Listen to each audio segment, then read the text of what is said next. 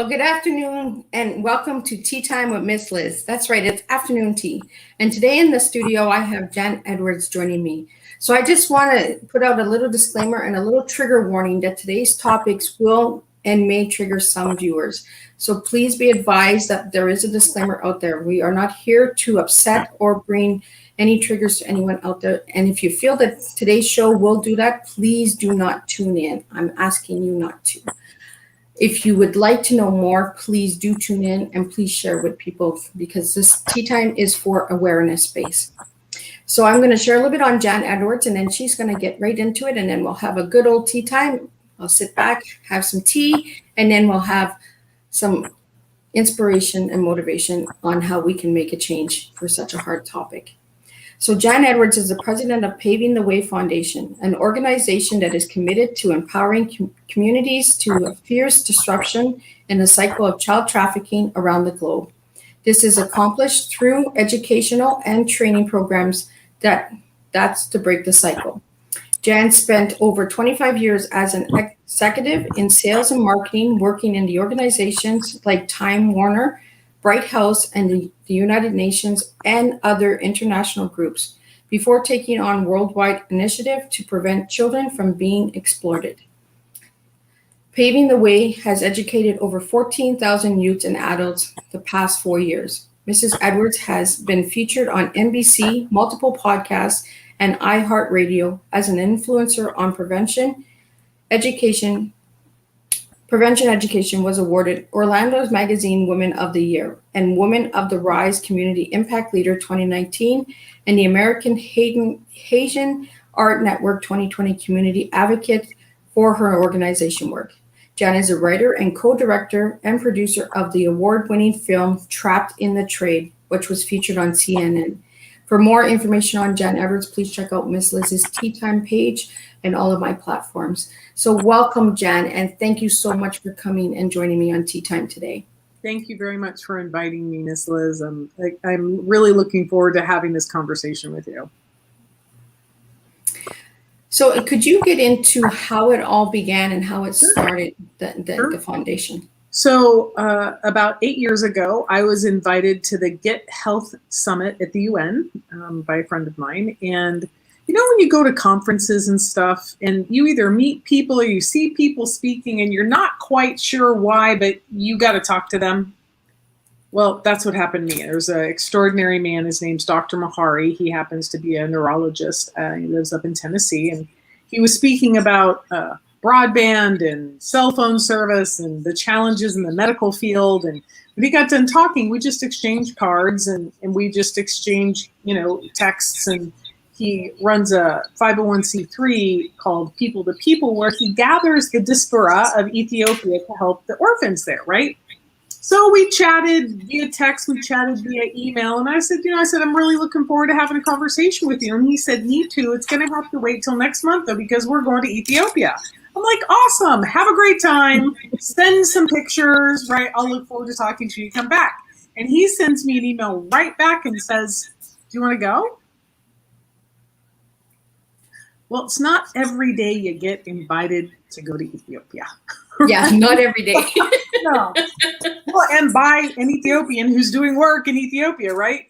So I never forget, I was sitting at lunch with my mom and my daughter. My mom was across from me. My daughter's next to me. And my mom's like, you're not going, are you? Being a mom, just wants to keep her kids safe. And my daughter's like, you're going, right? So I went. And it was there that I witnessed human trafficking, but I didn't know it was human trafficking. I just saw, if anybody's ever been on a mission trip, you're exhausted at the end of the day. You just want a hot shower, some food, and go to bed. And, we're in our little van toddling back. And I look out the window. It's just a moment in time. It's 2 older men, 2 younger women, and it just didn't feel right. That gut feeling? Yeah. So when I got back to my sponsor's house, I'm like, what was that I just saw? And he said, oh, it's probably human trafficking. Like, oh, would you like a cup of tea? Very nonchalant. And I go, hang on a second. What are you talking about? Well, he said, Jan, Ethiopia has 4.5 million orphans. We're the #1 source of human trafficking into the Middle East. And I remember sitting there, you got to get this 8 years ago. So no Epstein, no Maxwell, no Nygaard, you're right, none of the high profile cases had come out. And I said, hang on a second. I said, are you telling me people are selling people? Like, I just couldn't wrap my head around it. And he looks at me like I got two heads. He's like, yes, Jan, where you been? And I said, well, I live in Orlando. It's the happiest place on earth. We don't talk about this kind of stuff. Yeah, we talk about Mickey Mouse. Yeah. Well, the Sunshine State, right? And he said, Jan, he said, this is a $150 billion industry. It was right there. It got laid on my heart. Wow. I came home and I did some research and I found out that Florida has the third highest number of calls to the National Trafficking Hotline. Now, that's a front side of the hand and a back side of the hand kind of issue. The front side is people are, we've done a great job educating people because they're picking up the phone and calling, right? So it's good. And we have the third highest populated state in the country. The back side of the hand is they're seeing something they feel like they should call about, right? So it's good news, bad news for us. And that really started my journey. And the thing that I was really struggling with, Liz, was why is no one talking about this?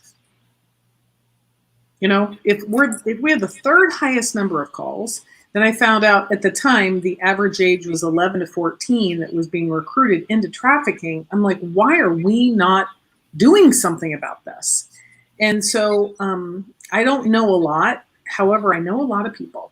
So I started picking up the phone and calling people to see who else I could talk to. So I talked to people at Homeland Security. I talked to people at Florida Department of Law Enforcement. I talked to undercover police officers, and I also talked to survivors. And I asked them all the same question, and that was, what's missing that would make the biggest difference?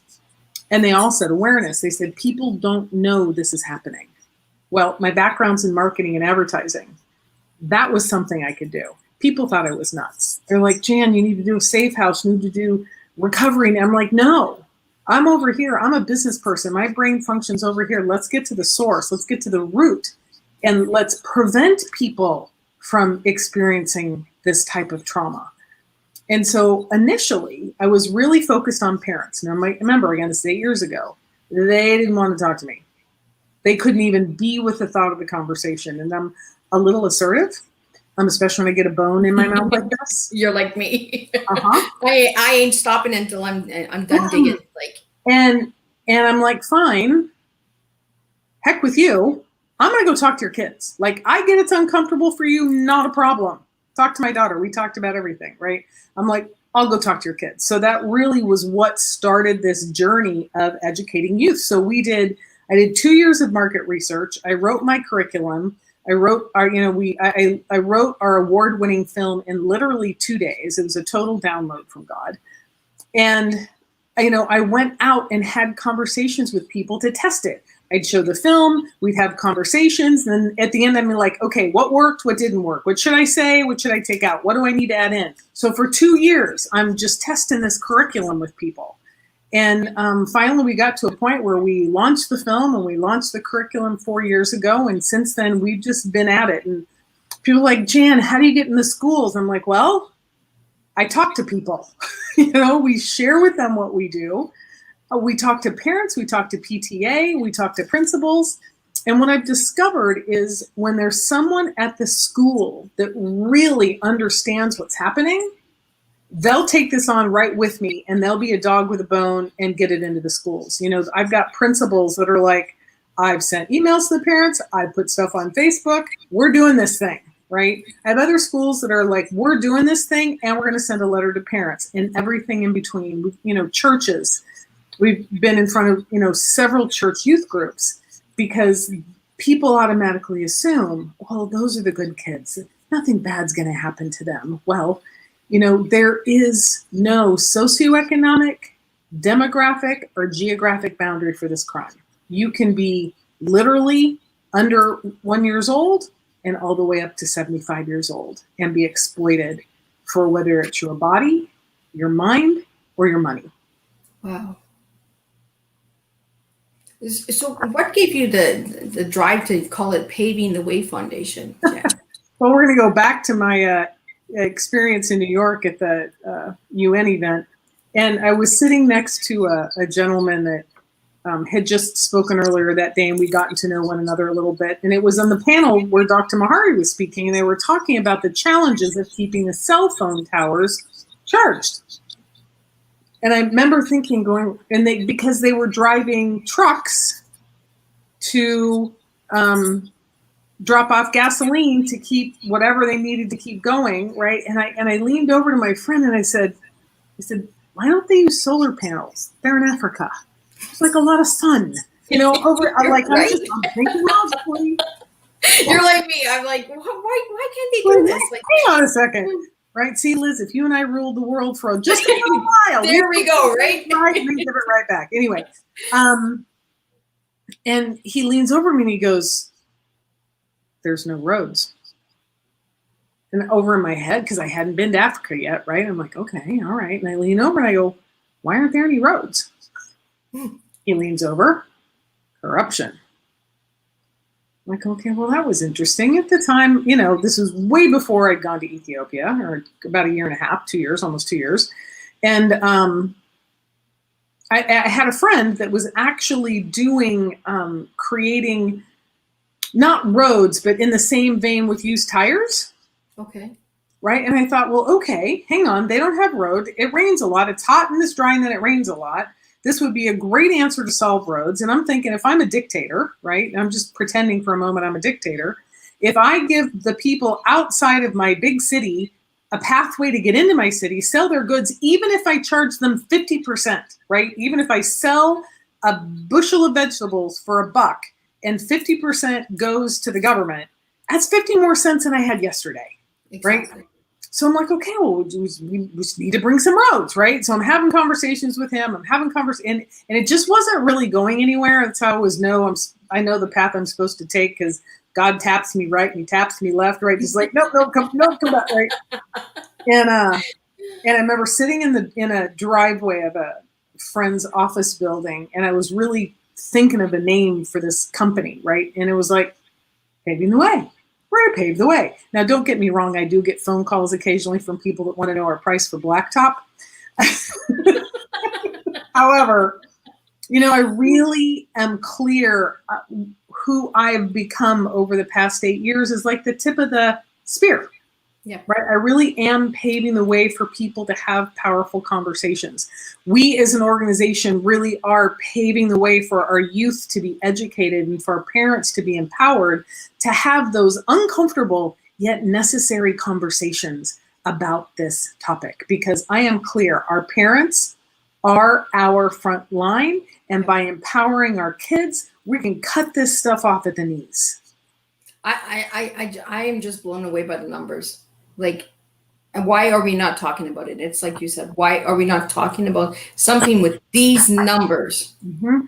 Well, and I just heard too, a couple of weeks ago, because I try to hop on as many webinars as I can. I'm probably on 2 to 3 webinars a week, because there's always new data coming out, right?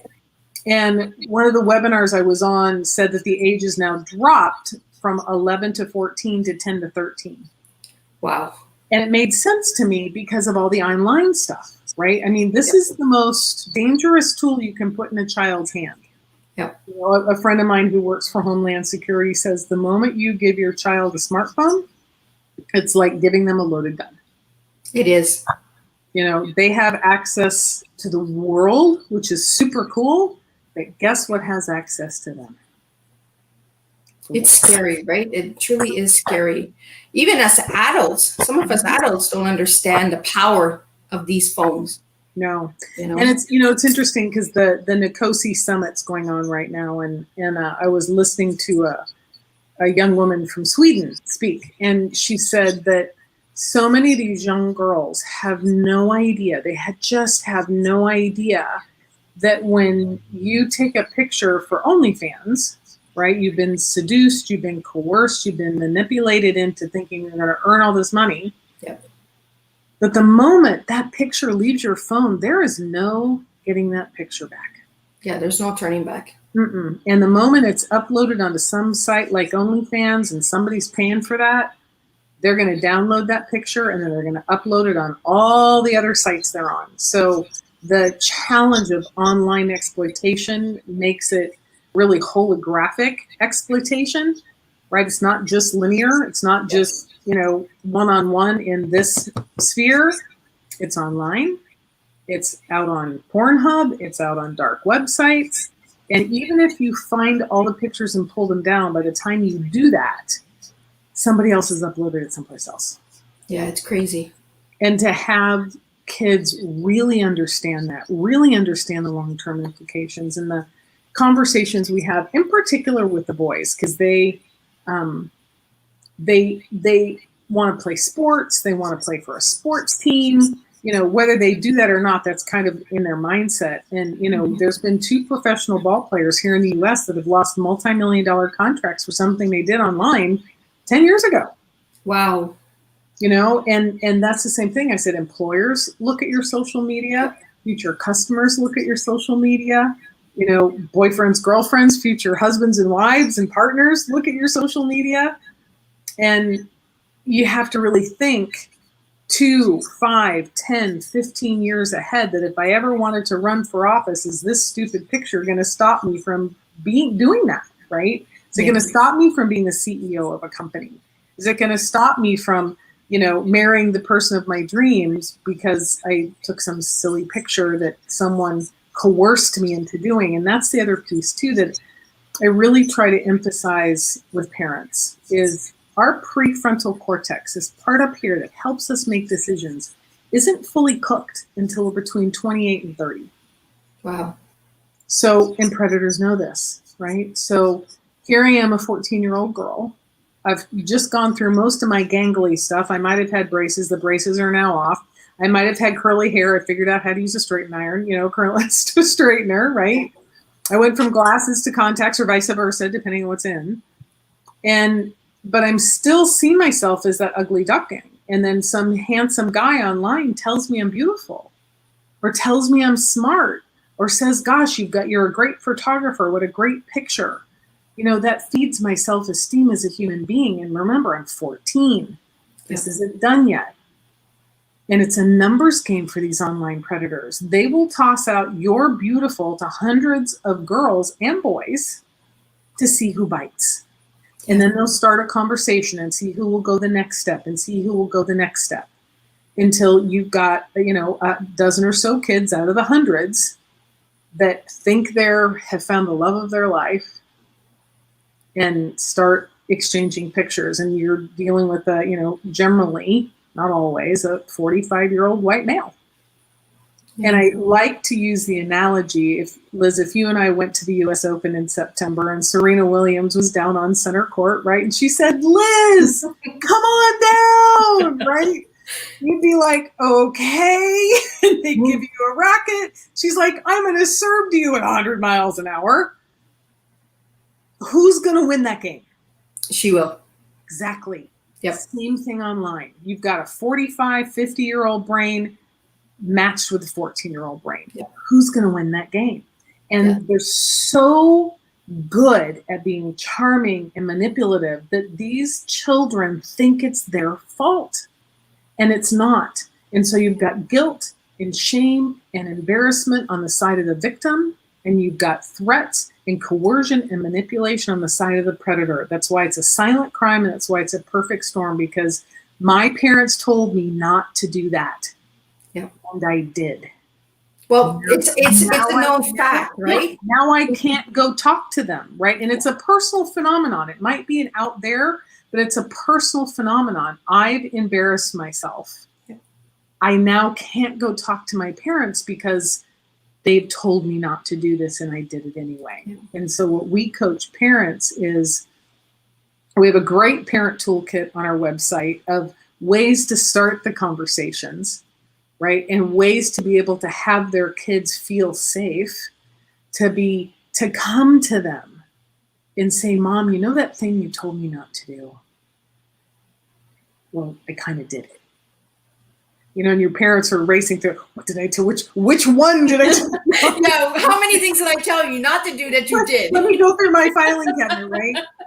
And then they'll say whatever that is. Yeah. And I coach parents. I said, that next 3 seconds is the most powerful 3 seconds of your and your child's life.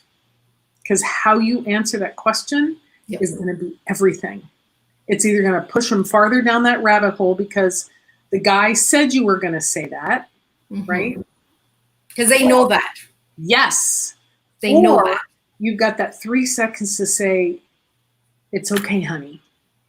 You didn't know. Yep. We'll work it out. You'll be okay. Let's work it out. Right. And it's the tone. It's how you look at them. Now inside you might be going, oh my God, oh my God, oh my God. Right. Yeah. But out here, you've just got to be calm and peaceful and it'll be okay, honey. And I coach parents. I said, if you need a couple minutes to go scream in a pillow, just be like, honey, I'm going to go potty. I'll be right back. Right.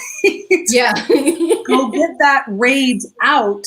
Yeah. Before you come talk to your child. And with the kids, what we coach them, I said, we're human too, right? Yeah. We have feelings, we have emotions.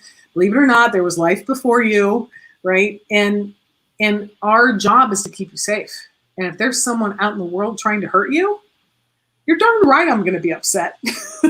Yeah. But I'm not upset at you. But children always take it about themselves.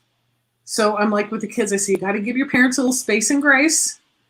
With the parents, I'm like, you just got to take a deep breath and be really calm. We're going to work it out, honey. It's okay. Well, I've got your back. And that's really all kids need to hear. So I noticed that you have a couple programs on your website. So I'm just going to bring the website up so people can see the website. I'm going to take a drink of my water. That's your Instagram.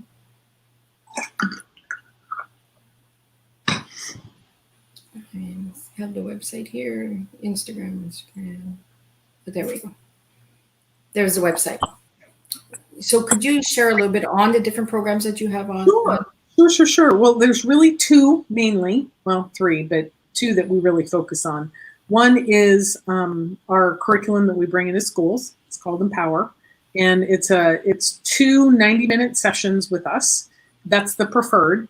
And how it works, and what I mean by works, not like how we do it, but how it really works for everybody is we'll come in on a Monday night or a Tuesday night, right, and do a parent training, have the educators there, have the counselors there, we'll show the film, have the conversations, preparing them for their kids, right, and then Wednesday, Thursday, we'll talk to the youth. We'll show our film on the first day, and really talk about what human trafficking is, what online exploitation is, and really what a bystander is and how they can they can stop being bystanders right now that they know what it looks like. The second day we cover social media and the laws that protect our kids, because a lot of times kids don't know that there's laws that protect them, like the safe harbor law, right? In Florida, we have a sextortion law that it's technically you're breaking the law when you send an inappropriate picture to someone if you're under the age of 18, and it's against the law if you get it on your phone, and it's even, so it's production, distribution, and hosting of child pornography. And a lot of our kids don't know that, right? So we cover all of that. And then my favorite part of our second day is we spend the last 45 minutes and we have them create posters. And I give them 2 instructions. I say, create a hashtag. I put them in groups of 4 or 6, right? Create a hashtag. And then draw a picture that represents what you learned over the past 2 days. That if you had to share it with somebody, you could.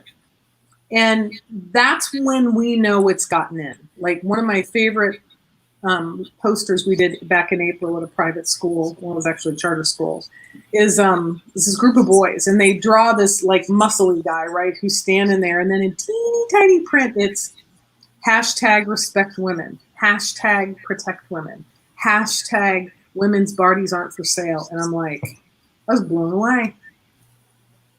Because that's how we know these 13-year-old young men got it. Yeah. So that's our curriculum, right? And then we always like to include the business thing, so we can always do a business chamber event in one of the mornings. So everyone's having the same conversation, right? It's no longer a surprise anymore. People are like, yep, I now know what this looks like. I know what it looks like in our community, and here's what we're going to do about it. We give them the hotline number. And we give the youth actions to take inside their school. It's like, look, if you've got a child that, if you've got someone you know eats lunch alone every day, just go sit by him one day. Just go sit by him. Bring your lunch, go, look, we don't have to talk. I just want you to know I'm here for you. And when we go back, because we do surveys, we do pre and post tests, right? Because we want to know what got in, what didn't get in, so we can go back and pump it up, so to speak. When we go back and do our third survey to really see how long this has lasted, like 30% of the kids went and had lunch with someone that mostly ate lunch alone. Wow. That's a miracle. And look, I don't know what's going to come out of it. We are planting trees whose shade we will never sit, and I'm okay with that. Yep. I'm okay with 10 years from now, when a kid sees another kid at college sitting by themselves, it's just not a thing for them to go up and sit down and go, hi. Because you have no idea the kind of difference that would make for that person, right? And so we give them actual tangible actions to take, and they come up with some other great stuff too, which is fun. And then we do parent tech talks every month. As we're committed to having parents be as educated as possible. It's one of the reasons why I hop on 2 to 3 webinars a week, because there's always information coming out and we want to have the latest information, right? I'm very clear what my lane is. We educate middle schoolers. Title I middle schoolers is our sweet spot because nobody really comes in and talks to them about this kind of thing. And they're super appreciative. So we've got that. And so we want the parents to be empowered and equipped. And we do that on Facebook Live. And once a quarter, we do it in Spanish. Oh. So I have several, so we have several mission ambassadors that are bilingual, and it makes a huge difference for the community because there's nuances in every culture that I don't understand, you don't understand. I don't know what it's like to be a Creole woman. I don't know what it's like to be a Hispanic man, right? I don't know. But there's cultural conversations, and that's really what we're committed to bringing in inside the Latin community.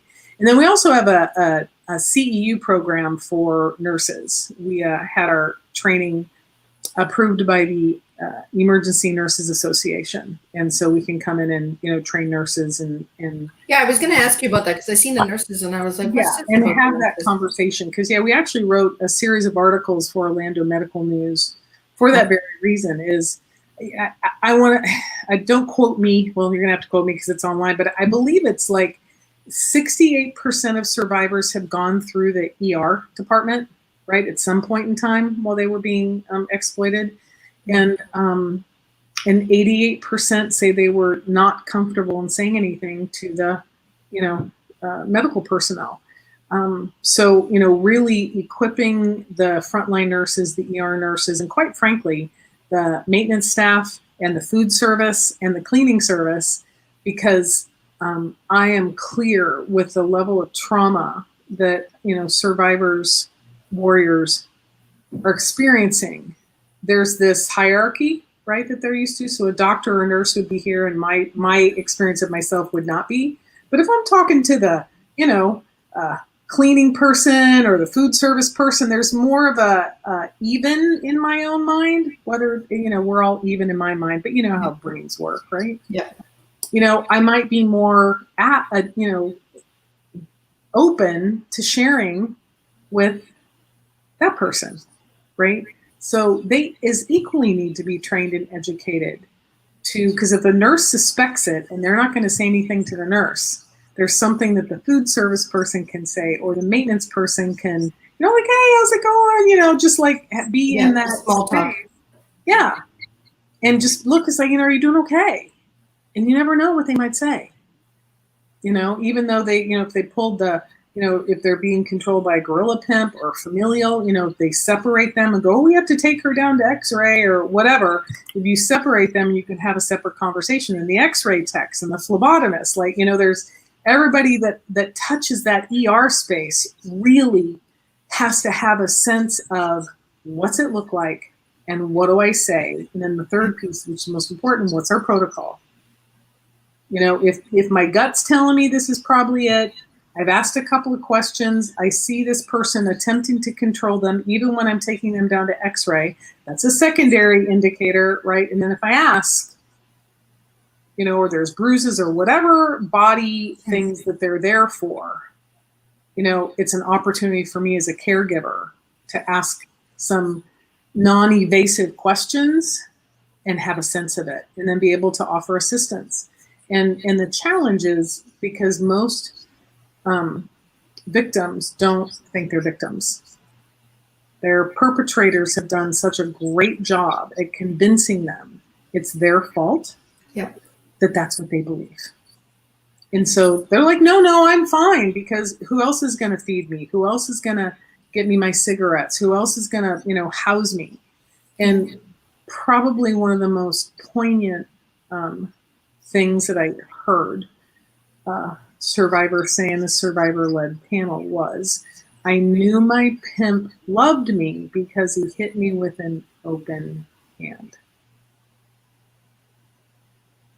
So that's the context, and the level of trauma. I did a interview with Dr. Phil Toll, who's a phenomenal therapist. He runs the residential care center here in Orlando. And we did a whole piece on, because people are like, well, if they're being harmed, why don't they just leave, right? Having no idea. Exactly. Having no idea the level of trauma. And I'm clear. I don't know how this thing all works, but I do know it's not a choice. Like, it's not like me or you. If someone was coming at us with, something to harm us, we'd get the heck out of the way, right? But I don't know. I'm a survivor of abuse, so okay. So I've lived it, and it's not as easy, right? Because I hear that all the time. Well, why didn't you leave? If it was that bad, why didn't you leave? Yeah, there's a thing called trauma bonding, and he spent 40 minutes. It's on my YouTube channel. I got to tell you, it's one of the best interviews, and I share it all the time for people to really understand. It takes anywhere from 2 to 3 years to have your brain recovered just your brain from the trauma, and that's everyday care. Not once a week or once a month care. It's an everyday thing. It's an everyday healing thing, right? Yeah. As a survivor, it's an everyday healing process. If you think you're going to get healed by just going to see a psychiatrist or something once a week or once a month, you're not really working on healing. You're just working on the moment, moment, and then once that meeting is done, back to the same feeling you get, right? So you're not actually healing yourself. And that's why I'm an advocate for abuse and topics that need to be spoken about. And this is why I opened this door up for, right, as the platform, is to get awareness. And why are we not talking about these subjects, especially with the numbers? Yes. So, Jen, do you think that there'll ever be an end to child trafficking? Well, Liz, that's a really great question. I was... Nkosi has 2 live sessions. One was today with the CEO and a couple of her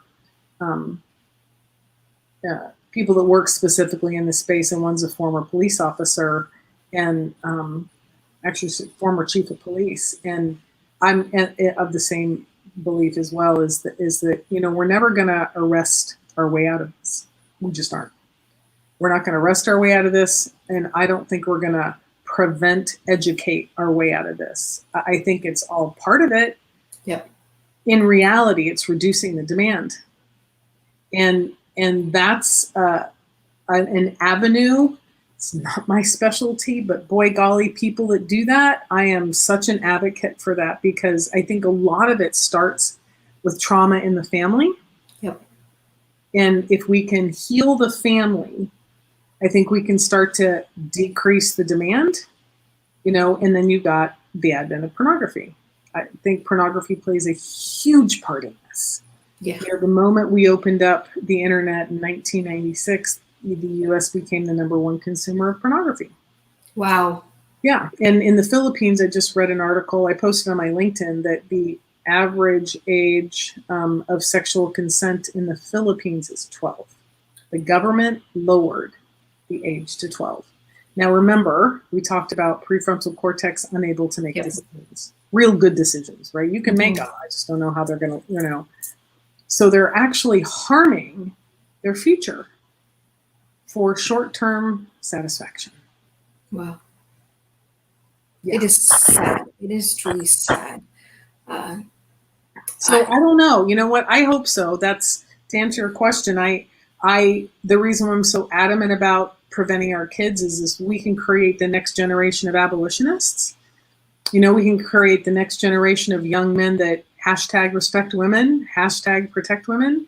Because, you know, one of the other conversations we have with the young men is, you know, look, you know, I ask, how many of you have younger siblings? You know, generally about 3/4 of the room will raise their hand. I'm like, great. Would you want their picture of a body part on someone else's phone? And I don't say a word. Yeah. Because they connect the dots very rapidly. They're like, and I say, great, stop asking. Yeah. That is someone's daughter. That is one of maybe your sister's best friends. That could be your future wife. You have no idea. So please stop asking for inappropriate pictures because you think everybody else is, and it's the in thing to do. So what are the numbers on the boys? Because I'm really curious about the boys, because boys are harder to come forward with anything sexually, right? They are.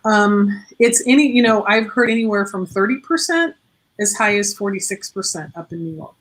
Wow. Yeah, you know, I am blessed in that I have relationships and work with law enforcement across the country. And, you know, the challenge, back to one of the things I stated earlier, is that people don't know their victims, right? You've got suppressed memories, repressed memories, and I think things happen to boys and they don't talk about it. A good friend of mine up in Canada, as a matter of fact, Dr. Kelly Palfrey, she's written a great book called Men Too. And she interviewed, I think, 6 or 7 survivors of male abuse. And we talked about, you know, she really talked about why they don't come forward. And if you've ever seen the documentary, The Mask You Live In, it's a great documentary. It's side by side, The Mask You Live In and Miss, MISS Representation. If you watch them back to back, you'll get a real good sense of why we are where we are. You know, the misrepresentation addresses the commoditization of women and the reduction of who we are as value.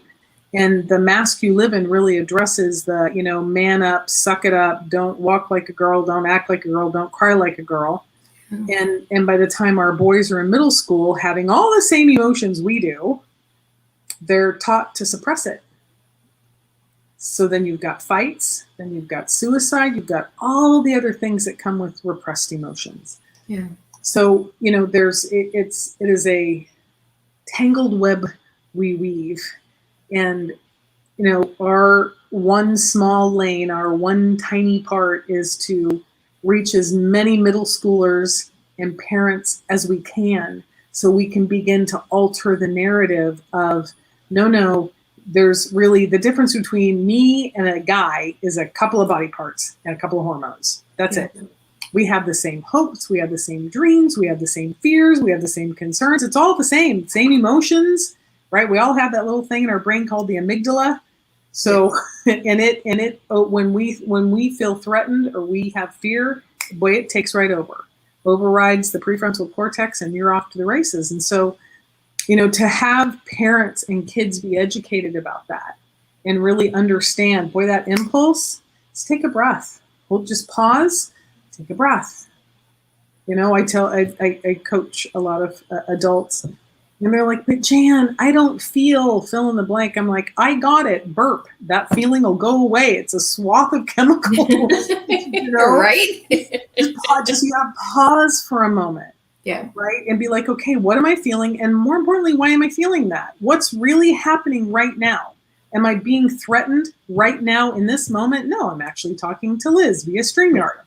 Okay. Now that I know where I am in reality, then I can start to check myself. Yeah. You know, and a lot of the survivor warriors we work with, we talk about Connie Rose in particular talks about the 4 breaths, you know, in for 4, hold for 4, Yep. out for 4, out, you know, just to bring yourself back to yourself and realizing that you're reacting either to something that's not real or something that happened in the past that isn't happening right now. If you can get present to your body and present to right now, it's like, okay, now I can deal with whatever that is. Yeah. So could you share a little bit about your film that you made? Sure. Trapped in the trade. I really would like to know more about this. Can we see this like on Netflix? Where can we see this? No, you cannot. That is it's our intellectual property, and it's our foundation for all of our trainings. Okay. And the interesting thing about, I am not a filmmaker, so we're clear about that, but I am now. I was driving home one day from visiting my mom. She had fallen and she was in rehab, and I had quite the conversation with God, because all this stuff, with trafficking was coming my way, and I hadn't quite gone to Ethiopia yet, and I was just like, dude, what are you trying to tell me, right? And I heard the word documentary. I'm like, whatever. I'm driving down Curry Ford Road, right? And I turn and I go to get gas, and this time it was much louder. It's like, documentary. And I'm like, fine, whatever, okay, I don't know, whatever. Right? Literally, I went home and I opened up my laptop and I wrote the film in 2 days. Oh, wow. Yeah, and this was, 8 years ago. It's 2014. 7 years ago, yeah. And, I wrote about things I didn't know about that I know about now. I didn't know about it. And, I got the angles, I got the verbiage, I got everything. And we shot it in 2 weeks and then premiered up in New York. And it shows the intentional grooming and recruitment of children by children. And if you are familiar with the Epstein case, that's exactly what he had these girls do. Is someone would lure the first girl in, and then she would lure the next girl in, and it was just girl recruiting girl. Yeah, I watched that. It really was hard to watch. Mm-hmm. And it's a short film. It's only 28 minutes. It does not have a happy ending, which is why we don't put it on Netflix, because it really has people question, right? It opens up their heart because they're concerned for this character. And it also really is like, okay, well, God, what would I do? Because we have them look for two things. So it actually reduces the emotional impact of the film. Is we have the students look for all the bystanders, right? So it has their brain engaged in something else. Then we also ask them, because there's a part in the film at the party, you can see it in the trailer, where she's roofied, right? And so we ask the kids, what would you do? What would you, if you were there, you were at the party, you were at the girl that said, don't take the drink, really, I want to know, what would you do, right? And it's kind of cute because the boys get all tough and they're like, well, I'd, blah, blah, blah, blah, blah. And I'm like, I got it. You'd blah, blah, blah, blah, blah, blah. I said, now I have a question for you. I said, what if there's two guys behind her that are packing heat? Then what would you do? They're like, oh, well, so because I want them to do the critical thinking. I'm a huge fan of the Socratic method of education, where I ask powerful questions and you do the thinking to try and work out the answer for yourself, because then it's yours. Yep. You've discovered the answer. I haven't given it to you.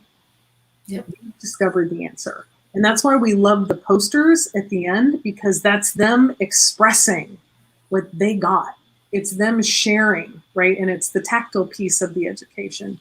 So it really, it's full circle for them to really walk away with understanding what human trafficking is, knowing the signs to look for, really getting a sense of what kind of conversation they can have with someone they think might be dealing with something. It's like I said, mostly, if you just check in, if you check in often enough, at some point in time when you ask, are you okay? They're going to look at you and go, no, I'm not. Yeah. And you're going to go, okay, let's go down to the nurse's office, right? Or let's go to the counselor. Let's talk, right? Mm-hmm. And it's being that persistent, consistent, loving, kind, accepting person, because we know no one chooses this life. The 5-year-old doesn't wake up one morning and go, yep, I want someone to rape me 15 times a night. Yep, that's what I want when I grow up. No one chooses that. No. And so to bring compassion and grace and love to individuals that are suffering from whatever kind of level of abuse, whether it's familial abuse or child abuse or bullying, or maybe there's a learning disability and it hasn't been caught yet, so they may be being bullied because they don't know how to do the math problem. I mean, there's a variety of things that can cause a child trauma. Yeah. And so for us as their partners and to encourage the other youth to just bring some compassion. And that's why I love middle schoolers, is their brains fully developed enough that they can comprehend the complex conversations we have. Yeah. And they still care. They have empathy, and they want the world to be right. They want it all to be okay. And this is a way that they have access to do that. Yeah. So Jen, I want to get into some tea questions now with you. Okay. Because I do the same thing. I like to pick the brain, and I'd like you to give me your cup of tea. So I'm going to give you the word tea, and I'd like a word for each letter. Okay, let's see. T for talent. Every single human being has a gift or a talent that's unique to them, right? It's kind of part of our life's journey to go find that. The E I would consider to be empowerment. Really, once you have that talent, how can you use it to empower not only yourself, but others, maybe, right? And A, I'm going to go with adventure. Oh, I like that. I haven't gotten that one yet. I like that. Life is an adventure. And if we can be with the roller coaster of it, right? Knowing that when we're in the valley, we're more than likely about to head up. And if we're at the top of the mountain, some point in time, we're either going to plateau up or we might make our way back down, you know, and just really enjoying the journey and bringing love and peace and compassion and grace to humanity, because it's missing right now. Yeah, it is. You know, just because I don't agree with you doesn't mean you have to be mad at me. Exactly, right? Really, you know, and if you, I'm just going to use a sports analogy. You know, you've got the Chicago White Sox and the Chicago, what's the other team? Anyway, they have two baseball teams, right? Cubs. You're either a Cubs fan or a White Sox fan. Would you alienate someone because they were a White Sox fan? Like, you just want to take a deep breath and go, yeah. Okay, Cubs is my team. White Sox is your team. Let's go have a beer and we'll talk about our favorite players. Exactly, right? That would be way more fun than the other stuff that's happening out in the world. And so just really bringing that, I don't have to agree with you and you don't have to agree with me. The world works better that way. Exactly. If we all don't agree on everything, because then you actually start to come to the middle, which is probably the better answer. Exactly. Like I always tell everybody, I'm not everyone's cup of tea. No. But at least try the tea. Yes. You know? Well, so, and I think too, that's so good, Liz, is I'm not everyone's cup of tea either. Okay. Yeah. However, my intentions are always with love. Yeah. I may not say the right thing. I may not always do the right thing. I may not, act the right way, but it's never out of malice. Yeah. And I believe most of humanity is the same. Now, you back me into a corner and you threaten my kid, different. You're getting a different cup of tea from me. I say the same thing. I'm a nice person, but put me in a corner, put me in that spot, and you will see a different side of me. And I believe we all have that in us, right? Mm-hmm. Absolutely. Absolutely. Well, that's the amygdala, fight, flight, or freeze, Yeah. And if we can override that, we're going to go back to the Sox and the Cubs analogy, because you can really put anything in those two spaces, right? If I get that amygdala's going off, it's like, hang on a second. Okay, Jen, you just got upset about a baseball player. Like, now, he didn't swing that. He got a strikeout. What are you talking about? Get present to, golly, what am I so upset about? Yeah. And it's like, oh, all right, it's just that. And that's not really happening right now. We're talking baseball. Okay, let's go back to the game. It just, to be able to be responsible for our own experiences and our own reactions, and apologize and clean up when we've messed stuff up, and then be gracious when people have done the same to us. Yeah. We're human. We are not perfect. We do not come with a handbook. And it'd be great if we did, though. I think taking accountability, right? Mm-hmm. Being responsible. Absolutely. Because, and just perfect, I really don't like the word perfect, because it puts a stigma on children, right? Yes, to be perfect. And then they're like, okay, but I'm not perfect. So now you're not going to love me anymore because I'm not perfect. And it's, that's just me. us. Let's just be human beings. Yeah, You know? yeah. And no matter what we look like, it was really interesting. I think it was on LinkedIn last night. There was this beautiful picture of they're just lovely couple. And the caption would, this isn't exact, but the caption was something like, when you love someone, you see beyond this thing. We're just a skin sack. It's what's here. Does that person make you laugh? Do they make you feel loved? Do they make you feel welcome? Do they support you? Do they cheer you on? Do they also kick you in the ass when they know, right, you're not doing what you said you wanted, right? Yep. And so it's like being that for one another. And I think in reality, mostly, that's where all of us are. And if we pay too much attention to what's happening out in the world or what's going on MSM, we can get jaded really quickly. So my litmus test is the world, not what's on video. Yeah. So what final message would you like to give the viewers that are watching now and watching the replay later? That there is hope. There is hope, and it starts with me and you. And what I mean by that is, that one moment in time, that one smile, that one door held open, that one check-in. I was on the phone earlier today with a girlfriend of mine who would be considered one of us, very strong, very powerful. Mostly people think we all have it handled. Yeah. And so they don't check in on us. So check in on your strong friends and see how they're doing. Invite them out. Invite them for a cup of tea, right? Invite them out for a walk or a saunter. Invite them to go see a movie, because I promise you, they're mostly the ones that call you. So, be the one that brings the hope to your environment.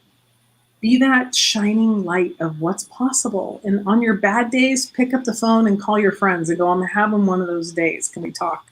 Because it's okay to not be okay.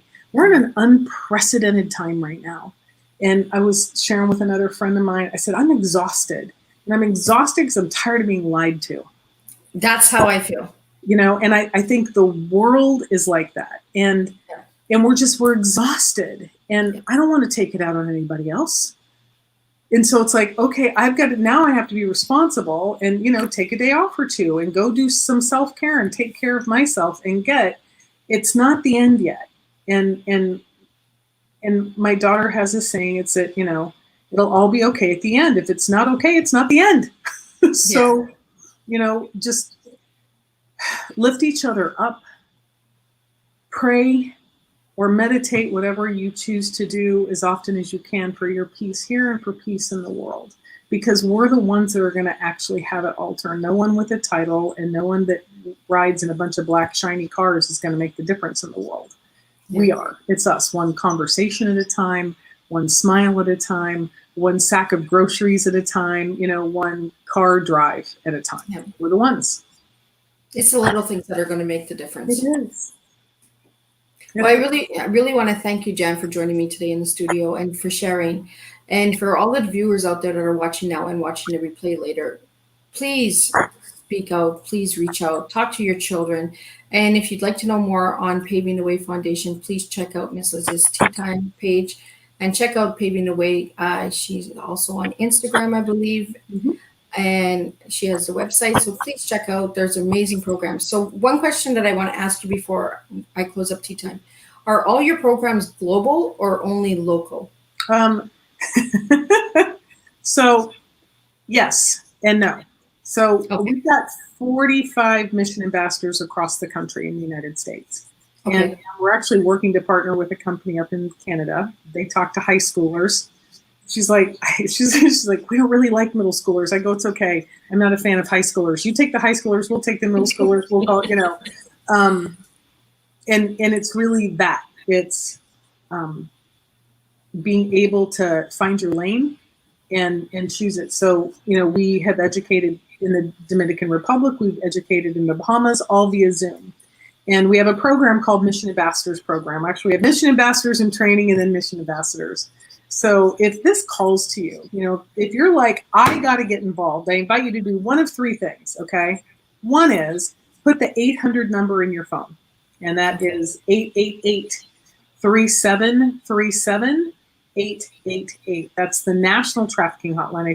I think Canada now has their own trafficking hotline. So find your trafficking hotline in the country that you're in and put it in your phone. That's the first thing. The second thing is share what you've learned. Start a conversation, right? And if you really want to get more involved, you can go on our website and fill out the volunteer form or the mission ambassador form, or you know what? We're a 501c3.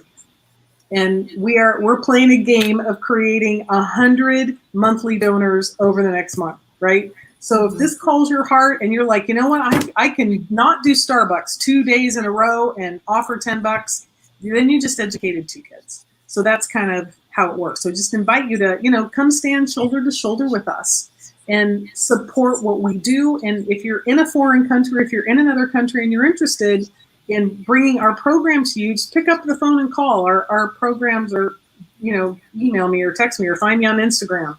Our programs are translated in Spanish, Creole, and Portuguese. Okay. If French comes up, we'll get it translated in French and any other language, because that's now available out online. Because we believe that the more people that can have this conversation, the better. Awesome. Thank you so much, Jan. And thank you again for joining me in the studio. I really encourage everyone to check out Paving the Way Foundation and see how you can get involved and make a difference. We can make a difference one cup of tea at a time. And I will see everyone next week with a new guest. And the guest will be speaking on education and tech and stuff. So all you gamers out there who want to know a little bit more, tune in to Tea Time with Miss Liz. And again, thank you, Jen, for joining me today in the studio. And we will stay in touch because I will see you at the reunion show in December. So to all the viewers out there, thank you again. And if this Tea Time has triggered anybody, that was not the intention, please reach out to me and speak to me, and I will make sure to talk to you one-on-one. And if you'd like to speak to Jen, please reach out to Jen as well. Absolutely. So again, thank you again for tuning in to Tea Time with Miss Liz, and I will see you next week with a new Tea Time.